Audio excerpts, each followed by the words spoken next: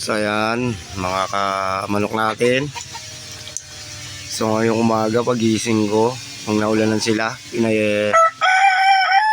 inom ko sila ng gamot ng hapon. Tapos eto naman, ngayong umaga,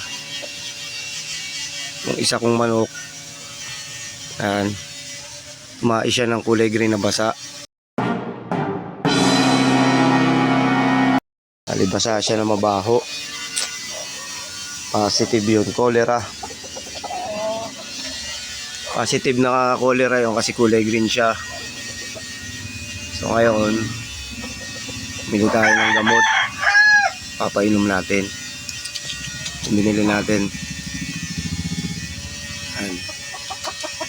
tablet. So hindi tayo mag-sponsor. Tayo mag-sponsor ng gamot. Bumili lang tayo para mapainom natin. Bali ito kasi is 4 na piraso. So yung isa lang yung tinamaan, pero lahat papainumin na natin para kahit pa paano hindi sila tamaan. Masama kasi yung panahon, umuulan, umiinit, so kailangan natin sila painumin. So napakain ko sila, bali mamaya ko siya papainumin pag natunawan para walang laman. So yun lang.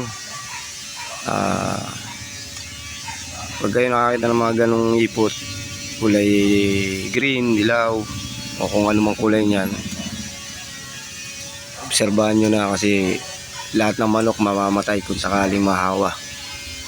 So yun lang mga kamanok. Bigyan lang tayo ng konting tips. Agapan natin bago lumala. So yun, kita kits. Balian siya. Kakulong siya, iniwalay ko siya. So yun lang.